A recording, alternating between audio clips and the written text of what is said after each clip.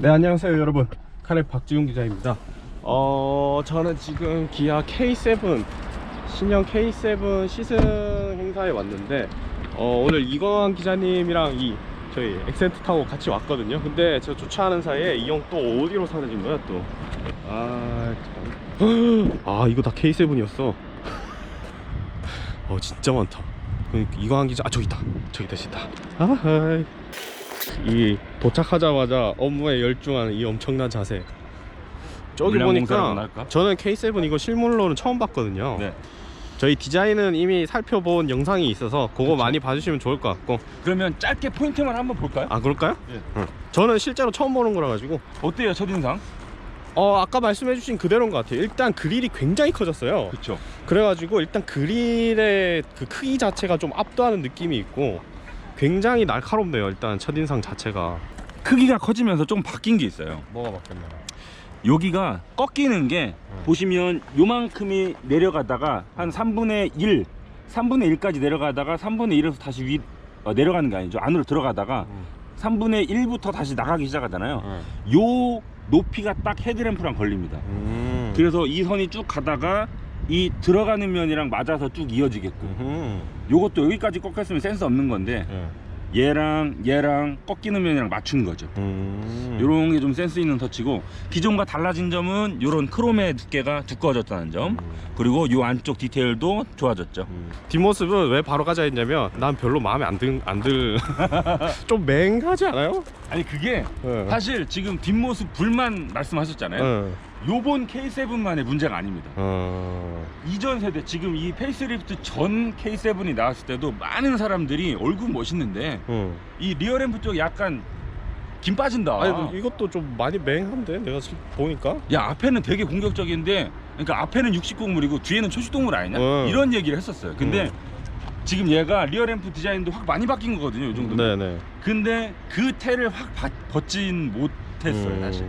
전체적인 형상 말고 디테일만 보면 다 예뻐요. 이렇게 Z라인도 여기 들어가 있고. 그쵸? 네, LED도 이렇게 이렇게 박아가지고 앞이랑 약간 통일성도 있는 것 같고. 네.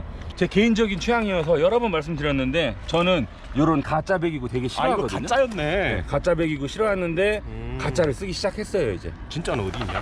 밑에 양쪽에. 이거 보일러인가 모르겠는데 여러분. 자, 그럼 이제 진짜로 타러 가보시죠. 네. 출발도 안 했는데 벌써 땀나고 힘들어. 역시 일에 대한 열정. 여름이어서 이제 큰일 났네 우리. 이광환 기자의 장기 매매. 지금 5인치 정도 화면이 더 커져서요. 네, 상당히 광활한 그런 클러스터가 적용이 광활한? 또 이 광활함? 특장점 같은 경우에는 이거 라디오가 모델에 따라서 K7 컨셉에 맞는 그래픽 변경이 있습니다. 오늘 K7 시등 때는 좀 특이한 게 뭐냐면 여기 핸드폰이 하나씩 들어있더라고요, 실내에. 그래서 난 누가 놓고 나가가지고. 나도 웬 핸드폰 그랬는데 알고 보니까 이 핸드폰을 기반으로 해서 우리가 시승 중에 지금 듣고 계신 것처럼 라디오를 통해 이 차량 기능을 설명해 준대요. 네. 우리가 먼저 전면 디자인에 그러니까 대해서 끌까요? 이야기를 일단 뭐 여기서 제공하는 정보들은 네. 형이 이제 다 해주실 거잖아요, 그죠? 최대한 이 아나운서 분보다 아름다운 목소리로 전해주실 거잖아요. 내가 이런 목소리를 가지고 있었으면 좋았을 텐데. 이상한데? 이 외모에 저 목소리라고? 호러 영화인가? 하여튼 그러면 호러 영화요? 출발을 해볼까요? 네. 계기만 바뀌는 거 보셨어요? 오, 엄청 빠르다 근데.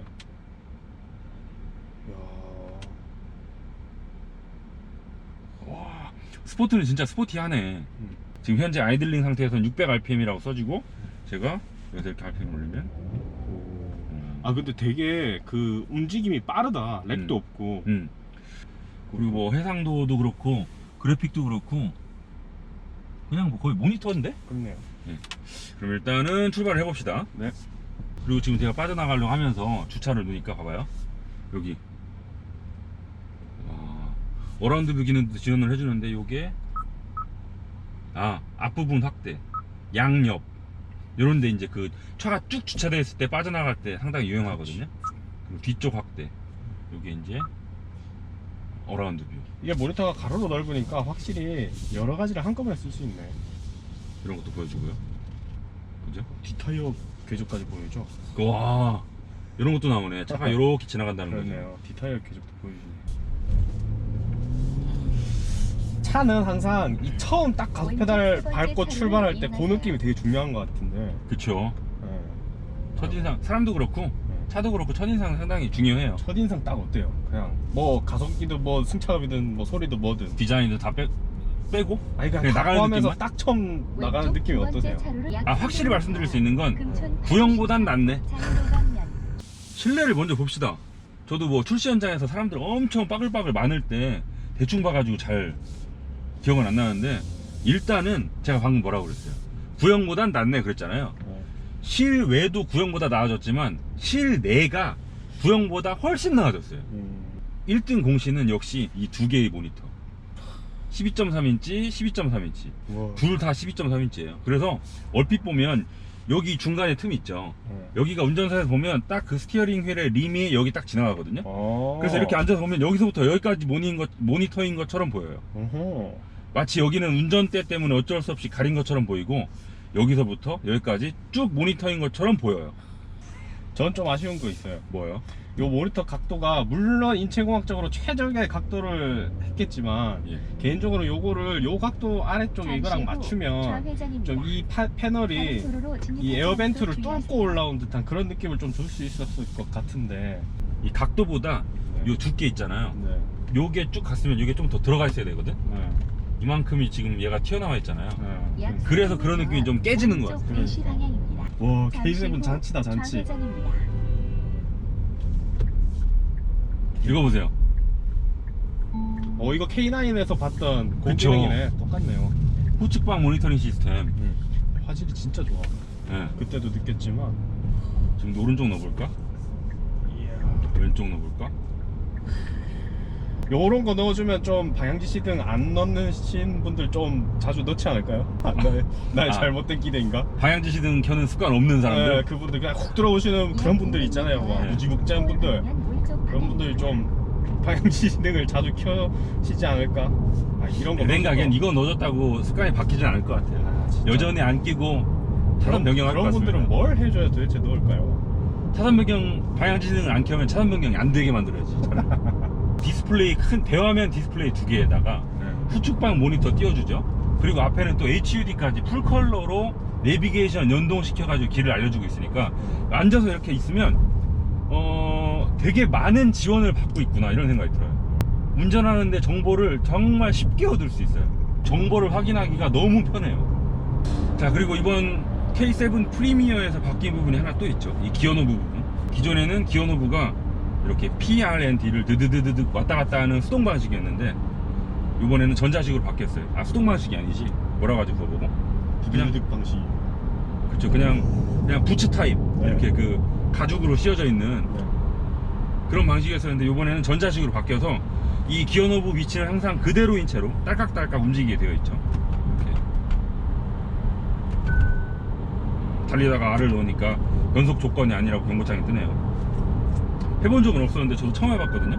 근데 이렇게 경고창이 뜨네요. 드라이브 모드 다이얼 되게 이쁘게 생겼죠. 요게 이게 조금 독특하게 생긴 것 같아요. 근데 저는 요게 지금 여기 드라이브 모드가 스마트, 에코, 컴포트, 스포트 총 4가지거든요. 근데 요거를 만약에 컴포트로 있다가 스포트로 가고 싶으면 요거를 4번 왔다 갔다 해야 돼요. 그죠? 뭐 물론 반응이 빨라가지고 뭐 답답한 느낌은 없습니다만, 요걸 내가 지금 어떤 모드에 있던 한번 눌렀을 때 무조건 노멀로 가게끔, 노멀이 컴포트라면 컴포트로 가게끔 그렇게 세팅을 해줬으면 훨씬 더 직관적이거든요. 그런 방식을 쓰고 있는 게 바로 렉서스랑 토요타고요. 얘는 근데 그런 거 없이 그냥 좌우로 딸깍딸깍 돌아가기만 돼 있는 점은 좀 그렇습니다. 근데 승차감이 좀 단단하지 않아? 그런 노철을 지날 때 조금 둥실둥실 가는 느낌 아니지? 의외인데? 그랜저에 비하면 정말 딱딱한 거죠. 그랜저는 정말 그쵸? 근두운탄 것 같았거든. 네. 소모된 것처럼 그쵸.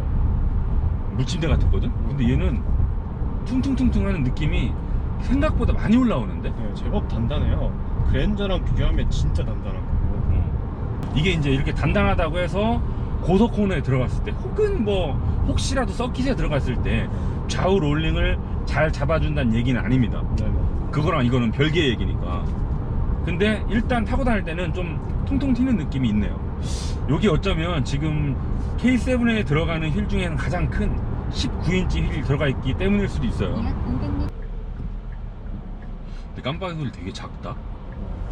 저도 방금 그 말을 하려 했는데 되게 작은 편이에요. 업계 평균 대비 깜빡이 소리 되게 작은 편이에요. 그죠? 그리고 실내에서 저는 조금 아쉬운 걸 말씀드리자면 요 룸미러, 요즘은 이제 룸미러가 이렇게 베젤이 두껍지 않은 방식으로 거울만 띡 있는 방식으로 바꾸고 있잖아요. 근데 얘는 아직까지는 하이패스 단말기까지 포함이 되어 있는 아주 뚱뚱한 룸미러를 쓰고 있네요. 근데 요번에 새롭게 나온 소나타를 보면 이 하이패스 단말기를 위치를 여기로 옮기면서 이게 되게 얇아졌거든요. 그런 방식으로 아마 얘도 완전 시정이 나오면 개선되겠죠. 그리고 이제 블랙박스 기능도 있죠. 네네. 여기 만져보니까 카메라 렌즈가 이렇게 좀 만져지네요. 렌즈인 것 같은데. 여기 버튼도 있어요. DVRS. 요거는 이제 녹화를 하면 이따가 섰을 때 녹화된 화면 볼 수 있죠. 여기 아마 소나타에 처음 들어갔었죠. 그렇죠. 네. 소나타에 들어갔는데 K7에 안 들어가면 섭섭하잖아요. 그럼 기아 자동차에서 K7 프리미어를 출시할 때 자랑했던 기능 중에 하나죠. 자연의 소리.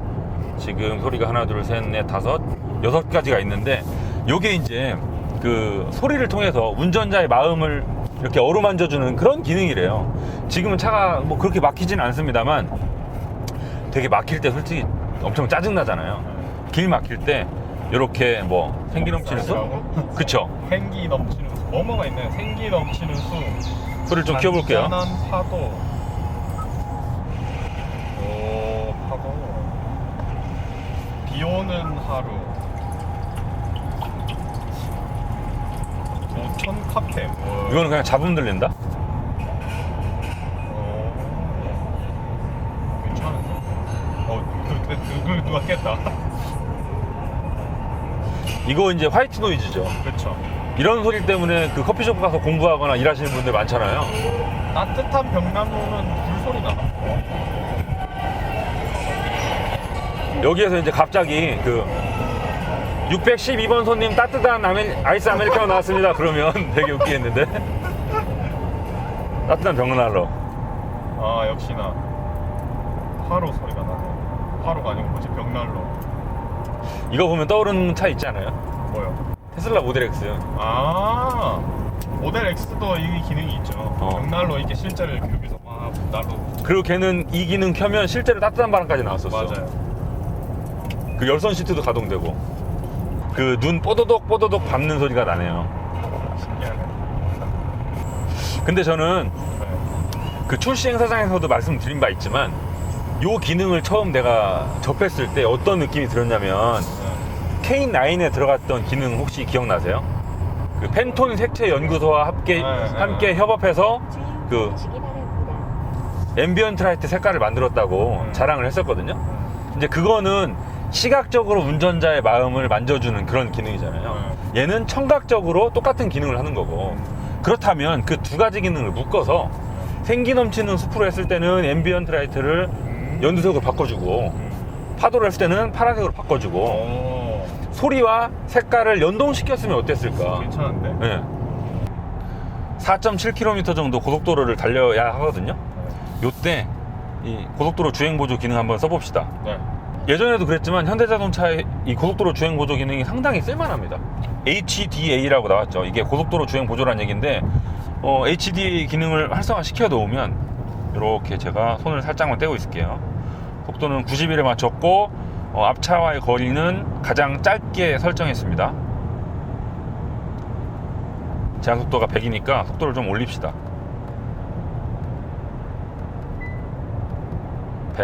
104로 해놓을게요. 그러면 지금 아까보다는 앞차와의 거리를 좀 당기고 있죠. 그리고 지금 살짝 왼쪽 코너인데 내가 따로 조작을 하지 않아도 중앙 잘 따라가고 있고요. 그리고 지금 제가 말하기 시작한 지가 몇 분이나 지났죠? 한 30초 지났나?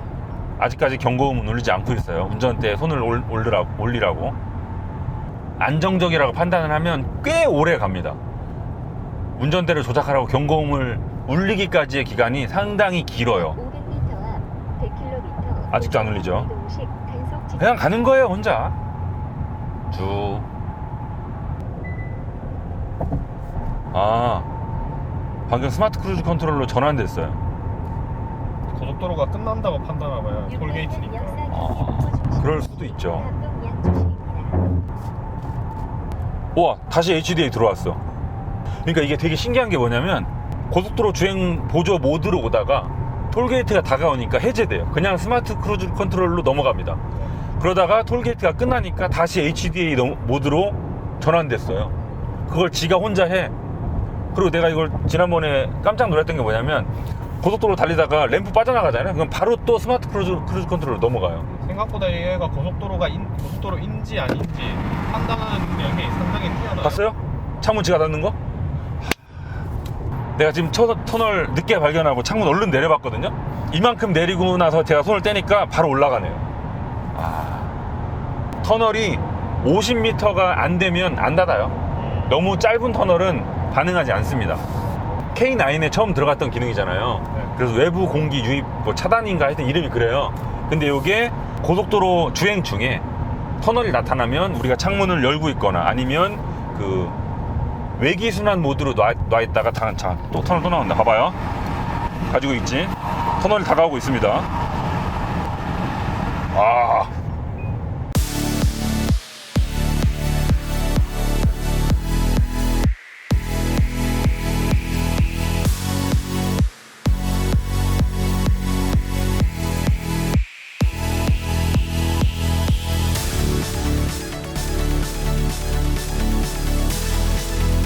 자, 그리고 이번 K7 프리미어 엔진도 조금 바뀌었죠. 기존에는 3.3 가솔린, 3.0 가솔린, 2.4 가솔린, 그리고 뭐 하이브리드, LPG, 디젤 이렇게 있었던 것 같아요. 근데 요번에는 3.3 가솔린이 없어져 버리고 지금 우리가 타고 있는 3.0 가솔린 모델과 그리고 2.4를 대체하는 2.5 스마트 스트림 엔진이 들어갔고요. 그리고 나머지 디젤, LPG, 하이브리드는 그대로 유지를 하고 있습니다. 미디어 시승행사 때 준비된 차량은 모두 3.0 모델밖에 없어요. 2.5 스마트 스트림은 경험을 해볼 수가 없어서 좀 아쉽고요. 아무튼 이 3.0 가솔린 엔진을 우리가 타고 있는데 뭐 기존에도 있었던 엔진이에요. 266마력에 31.4kgm를 내고요. 뭐 사실 이 엔진만 딱 놓고 보면 그렇게 할 말은 없습니다. 기존이랑 뭐 크게 달라진 게 없어요. 다만 기아 자동차에서 밝히기에는 그 배출가스 부분에서 조금 더 오염물질을 줄였다 이렇게 말을 하고 있고요. 사실 이야기거리로 놓고 보면 2.5 스마트 스트림 엔진이 훨씬 많죠. 이 스마트 스트림은 기아 자동차를 비롯해서 현대자동차랑 기아 자동차가 밀고 있는 새로운 엔진 브랜드 이름이죠. 그래서 기아 자동차의 K3가 처음 나왔을 때 우리가 그 이름을 들을 수 있었고, 그때 K3에 들어갔던 최초의 스마트 스트림 엔진은 그 흡기 포트 하나에다가 간접 분사 방식의 인젝터를 2개 넣은 그런 방식을 쓰고 있었고, 거기에다가 CVT를 맞물렸었죠. 근데 지금 이번에 2.5 가솔린 스마트 스트림 엔진은 방식이 좀 달라요. 기존에는 간접 분사 방식, 그러니까 MPI를 인젝터를 2개 넣었었지만 지금 이 K7 프리미어에 들어가는 2.5 스마트 스트림 엔진에는 간접 분사 방식의 인젝터 하나, 직접 분사 방식의 인젝터 하나, 그래서 이 두 가지 방식, 직접 분사와 간접 분사를 둘 다 쓰고 있습니다. 그래서 뭐 중저속 영역에서 큰 엔진 힘이 필요 없을 때는 간접 분사로 효율을 높이고, 또 급가속이나 고속주행 같이 엔진의 힘을 막 끌어다 쓸 때는 또 직분사 방식으로 시원하게 달려나가고, 이런 두 가지 장점을 다 추린 건데, 사실 이 기능 자체가 엄청나게 자랑거리는 아니에요. 그 토요타에서 쓰고 있는 D4S 엔진 있죠, 다이나믹 포스 엔진이라고 애칭이 붙어져 있는 그 엔진도 방금 제가 말씀드린 그 두 가지 방식의 분사 방식을 다 쓰는 엔진입니다. 어찌됐건 뭐 현대 기아 자동차에서는 이렇게 두 가지 방식의 인젝터가 다 들어간 요 엔진을 처음 도입했거든요. 그래서 이 K7 프리미어 주력 모델은 3.0이긴 하지만 사람들의 관심은 2.5에 훨씬 더 많이 쏠려 있다고 해요. 근데 그도 그럴 만한 게 기아 자동차가 홍보를 그만큼 많이 했거든요. 근데 시승차는 없네. 아쉬워요. 그리고 또 변속기도 K7 프리미어의 경우에는 우리가 타고 있는 3.0 가솔린, 그리고 2.5 스마트 스트림, 그리고 그리고 2.2 디젤 요렇게는 8단 자동 변속기고, 또 LPG 모델과 하이브리드는 6단 자동 변속기를 맞물렸습니다. 프리미어 말고 바로 전 K7 같은 경우에는 3.3하고 3.0만 아마 디젤까지 8단을 썼었나? 근데 요번에 프리미어로 넘어오면서 그 2.4 가솔린 엔진을 2.5 스마트 스트림으로 바꾸면서 변속기도 6단 대신 8단을 넣은 거죠. 근데요, 여기서도 조금 씁쓸한 게 뭐냐면, 뭐 8단 자동 변속기 6단보다 좋죠. 그리고 이렇게 좋은 변속기 확대 적용된 점도 환영할 만합니다. 그런데 제 짐작에는 이제 올해 말쯤 그랜저 페이스리프트 모델이 나오거든요. 이 그랜저가 페이스리프트 될 때는 K7보다 오히려 더 8단 자동 변속기를 확대 적용하지 않을까. 그때 되면 또 K7을 서자 취급했구나 이런 목소리 또 나오지 않을까 싶은 짐작이. 자, 그리고 이 3리터 엔진과 궁합을 맞추고 있는 8단 자동 변속기 한번 살펴볼까요? 따로 수동 모드가 있는 건 아니고 그냥 뒤에다 둔 채로 이 운전대 뒤에 시프트 패드를 통해서 내가 원하는 대로 변속을 할 수는 있어요. 근데 지금 6단 5 웅 4 웅 3 웅 다시 업 4 웅 5 웅. 보셨죠? 요게요 반응이 그렇게 빠르진 않습니다. 근데 이거는 다분히 의도된 여유 있는 세팅이에요. 사실 K7을 가지고 뭐 트랙을 가시거나 뭔가 짜릿한 운전에 재미를 추구하실 분은 그렇게 많지 않으리라고 봐요. 그래서 그냥 평상시에 편안하고 느긋하게 타고 다니시는데 불편함 없도록 되게 여유 있는 세팅을 한 게 다분히 느껴집니다. 다만 이제 좀 요즘은 아무리 그랜저나 K7이라고 하더라도 좀 젊은 소비자들이 사는 경우가 예전보다는 훨씬 많거든요. 이제 그런 사람들이, 젊은 운전자들이 타기에는 조금 지루한 맛이 있겠네요. 조금만 더 빠르게 했으면 젊은 소비자들한테는 좋을 것 같은데 뭐 그냥 이대로도 불만은 없습니다. K7의 성향이라는 게 있기 때문에. 그리고요, 뭐 방금 제가 말씀드린 성향상 2단이나 3단 이렇게 낮은 단수에서 레드존을 찍었을 때 그냥 자기가 알아서 윗단으로 바통을 넘기기도 하고요. 또 이렇게 수동을 가다가 조금 시간이 지나면 그냥 뒤로 넘어가거든요. 근데 그 시간도 매뉴얼 모드가 따로 있지도 않은 데다가 이 수동 상태로 유지해주는 시간도 그렇게 길지 않아요. 지금도 제가 말씀드리는 사이에 뒤로 넘어갔거든요. 3단에 있다가 뒤로 넘어갔어요. 이 시간도 그렇게 길진 않습니다. 그래서 긴 오르막길 같은데 고단으로 변속을 하면 토크가 떨어져서 가속이 좀 안 되고, 그런 걸 막기 위해서 그냥 현재 단수에 묶어두는 그런 용도로 쓰는 게 훨씬 더 적합한 변속기인 것 같아요. 이 기아 자동차에서 자랑을 하길, K7 프리미어의 3.0 모델에는 RMDPS를 넣었습니다. 그래서 뭐 좀 더 직관적인 핸들링 성능을 추구했어요 라고 자랑을 하고 있는데, 3.0에는 RMDPS를 넣어서 좋아졌습니다 라고 썼다면, RMDPS가 들어가지 않은 3.0 하위 트림은 RMDPS가 가지고 있는 그런 짜릿한 핸들링 성능을 추가하지 못했다고 스스로 인정하는 꼴이잖아요. 저는 그 자료를 처음 보고 3.0은? 아니 뭘 이걸 3.0만 넣어줘? 라고 불만이 많았었거든요. 근데 이런 생각을 하시는 분들이 저뿐만이 아니더라고요. 많은 자동차를 좋아하시는 분들이 야 뭐 이런 걸 뭘 트림에 따라서 나눠 넣니? 그냥 다 넣지. 이렇게 불만을 가지고 계신 분들이 많은 걸로 알아요. 저도 그 중에 하나였었고요. 요거는 정말 뭐라 어떻게 뭐 기아 자동차 입장에서도 할 말이 없어요.